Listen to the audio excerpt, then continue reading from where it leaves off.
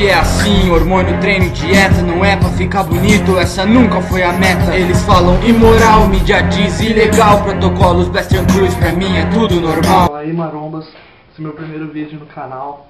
Meu nome é Vitor Biso, vocês podem me acompanhar pelo Face, caso vocês se interessem, porque eu vou manter os comentários aí no YouTube bloqueados, porque eu não vou entrar pra ler.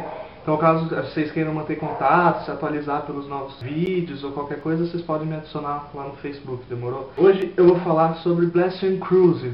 Blast Cruise é um tipo de protocolo que tem surgido no Brasil atualmente. Claro que os fisiculturistas profissionais já usam há muito tempo aqui no Brasil, mas é uma informação relativamente nova, principalmente para as pessoas mais jovens, para os atletas mais jovens que querem entrar, estão entrando agora no mundo do fisiculturismo, e ainda se tem muita dúvida sobre os custos e benefícios do Blast Cruise e também como se faz.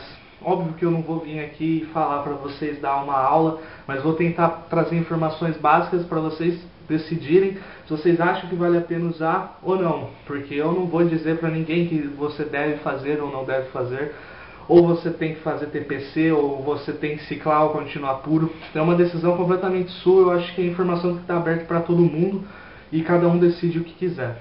Primeiramente, o que é Blast Cruise?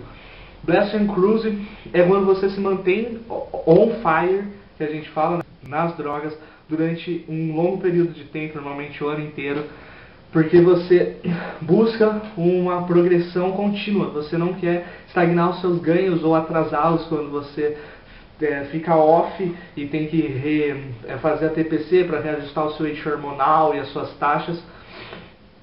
E consiste basicamente em duas partes. O Blast, que seria como se fosse um ciclo conhecido por muitos de 8, 10, 12 semanas, às vezes até mais, depende do tipo de profissional, do tipo de atleta que você é, do tipo de profissional que você é, e também do seu conhecimento e principalmente o quão você está disposto a se submeter a isso. E o Cruise, que é um período menor, de 4, 6 semanas, às vezes pode ser até mais, dependendo do seu calendário. Às vezes, se você é um atleta competidor, você tem que sempre encaixar suas preparações para as competições. E no Cruise, você abaixa as doses, mantém uma droga como base e se preocupa principalmente com a sua saúde. Porque, óbvio, anabolizantes não são venenos, mas também não são suco. Óbvio que eles alteram o seu corpo, é uma coisa que muda taxas, colesterol, TGP, TGO, TGP, o rim, você tem que se preocupar também, pressão arterial, a aromatização do estrogênio, que pode causar pressão alta, ginecomastia, são coisas que você tem que se preocupar. E você se preocupa com isso principalmente no Cruise. Óbvio que no Blast você vai estar ouvindo seu corpo, às vezes fazendo exame de check-up, caso você esteja há muito tempo no Blast, mas normalmente isso é feito no Cruise. Agora, uma comparação entre os custos-benefícios de fazer Blast Cruise e de ficar on-off em TPC. Primeiramente, no Blast Cruise, você não vai ter perdas. Você vai fazer, por exemplo, um Blast de 10 semanas, você vai lá, ganha os seus quilos, melhora o seu corpo, baixa o seu BF.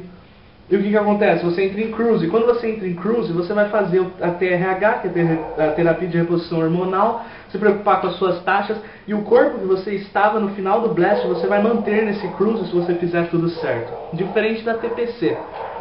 Se você faz um ciclo on, fica off, faz a TPC, você vai perder peso, você vai dar alguns passos atrás, e até você retomar o seu eixo hormonal, você tem que ficar alguns meses off das drogas, você vai estagnar nesses ganhos, porque tem um certo ponto que você chega que você já está no platô do seu corpo, só com os anabolizantes que você vai quebrar aquilo. Se você faz a TPC, você vai ter que ser muito mais paciente para conseguir avançar mais. E tem certos pontos que você não vai mais conseguir, porque o seu corpo não consegue mais sustentar aquela massa magra e aquele BF baixo. Você precisa de algo vindo de fora, que é aí que entraria o TRH. Daí você faz a pergunta, mas e se um dia eu precisar parar? E se um dia eu precisar parar de fazer Blast Cruise, eu vou perder tudo? Bom, basicamente você vai. Mas por quê? Porque você está com um corpo que não é natural, da homeostase do seu corpo. Seu corpo não foi feito para sustentar aquela massa magra, para sustentar aquele shape. Nesse esporte, eu costumo se dizer que você não compra, você aluga um corpo. Quando você óbvio, você está falando de um nível a mais, não é de qualquer fortinho de academia. Mas você tem que pensar assim, se você faz você faz on-off e TPC, a cada TPC, você, por exemplo, você ganha 7 quilos num ciclo, que é coisa bastante, e você perde 3, que às vezes é até pouco, tem gente que perde mais. Você vai fazer 2 ciclos, 3 ciclos no ano, você vai ter perdido 9 quilos e ter ganho 10, perdido 9, ter ganho 12, perdido 9. E vai ter um momento que você não vai mais, você vai ganhar, perder, ganhar, perder, ganhar, perder, porque o seu corpo só consegue sustentar no passo à frente quando você estiver no ciclo. E o Blast and Cruise, o que acontece? Você vai ganhar, vai ganhar, vai ganhar, vai ganhar, vai ganhar, vai ganhar. Quando você ficar off, você vai perder bastante, boa parte. Mas afinal, não seria a mesma coisa das TPCs? Se você somar tudo, não dá na mesma? É uma coisa que você tem que pensar, uma coisa que você tem que decidir. Eu não estou falando de ninguém para fazer nada. Tem as preocupações com a saúde em Blast and Cruise. Suas principais preocupações são a regulação das taxas alteradas durante o ciclo, que consiste em TGO, TGP, o colesterol total, HDL e LDL e a pressão arterial. Como é que você cuida do colesterol e da pressão arterial? Colesterol, tamoxifeno, que você também vai usar para a questão da aromatização, que ele melhora os lipídios, o índice de lipídios do seu corpo. Uma dieta saudável e controlada, onde você vai aumentar consideravelmente a ingestão de gorduras insaturadas e poliinsaturadas, como azeite e óleo de linhaça, ômega 3. Aeróbicos de baixa e média intensidade para o cardio. São 3 coisas que você vai ter que se preocupar para o controle do colesterol. Óbvio que você vai acompanhar isso com exames. Você não vai pensar, eu estou com colesterol assim, assado, vou fazer tal coisa, pronto, melhorou. Você tem que manter um acompanhamento constante. Se você se preocupa com a sua saúde, óbvio. Pressão arterial. Antiestrogênicos e antiaromastase. Basicamente, a pressão arterial vai vir da retenção líquida que o estrogênio vai causar por causa de aromatização. Então, se você faz um ciclo com um blast, com drogas que aromatizam muito, no cruise você tem que se preocupar com essa aromatização. Agora, se durante o blast você usou antiaromastase, remédios antiaromastase, e no cruise você vai também usar, mas vai diminuir as taxas da testosterona, você tem que tomar cuidado para não ter um efeito rebote. Você tem que ir aumentando gradativamente a taxa do remédio, as miligramas por dia do remédio, para não ter um efeito rebote do estrogênio. E o cruise também é importante para a quebra de platô, porque quando você está num blast por um longo tempo, você só tem 2 opções: você entra em cruise ou você aumenta as dosagens. A questão é que se você aumentar as dosagens, o custo-benefício pode não ser muito bom, porque os colaterais também serão maiores. Se for uma droga que aromatiza muito, a sua pressão vai ser maior. Se for uma droga que altera a prolactina, vai alterar mais a prolactina. E assim por diante. Se for uma droga 17 alfa-quelado, você vai alterar muito mais o seu TGO, TGP. Então você entra em cruise justamente para essa quebra de platô. Você troca as substâncias usadas. Normalmente se mantém a testosterona, uma testosterona com dosagens suprafisiológicas, porque você quer manter, você não está fazendo uma terapia de reposição hormonal que um homem mais velho faz. Você quer manter os ganhos que você teve durante o seu blast. Então, por exemplo, você usaria uma Durateston 250mg por semana. Já é metade do que você normalmente se usa num blast. É claro que tem loucos, não loucos, mas abusadores que usam 1 grama por semana, mas normalmente é 500mg.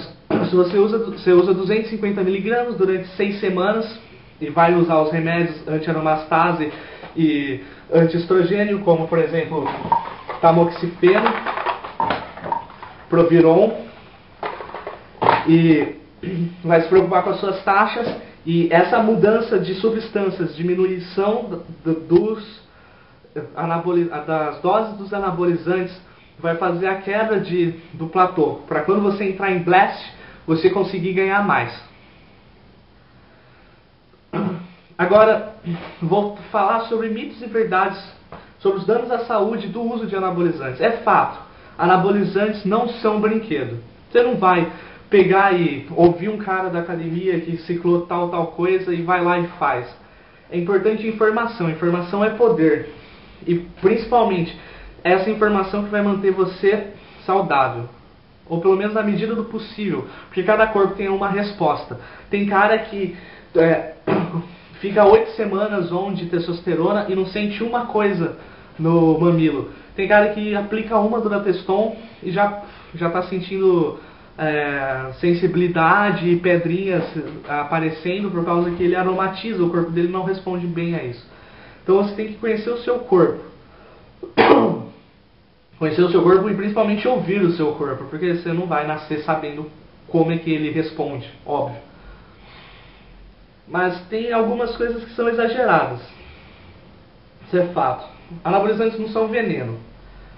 Isso, como a mídia prega e muitos médicos que se escondem atrás do seu diploma, mas nunca pararam para estudar a fundo como é o uso dos esteroides anabolizantes para melhorar o desempenho nos esportes. Até porque, não é uma coisa que eu vou tratar nesse vídeo, mas mais para frente eu falarei, todo esporte de alto rendimento tem uso dos anabolizantes, todo. Você acha que o Usain Bolt ia correr na velocidade de um cavalo porque ele é dedicado e o tamanho dos sonhos dele é maior do que o seu? Não, não é assim.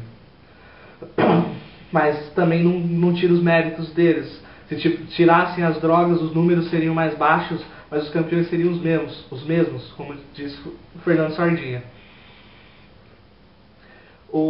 A questão é que eles não são venenos.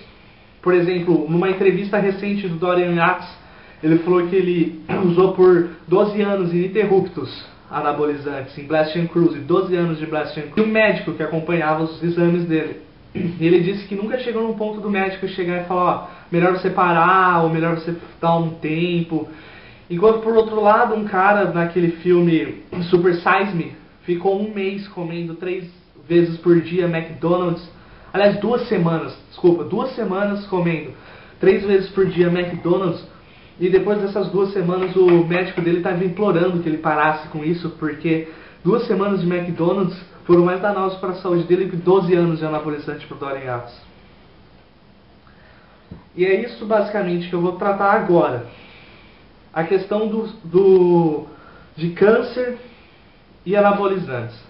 Não existem estudos que comprovam. Não existe.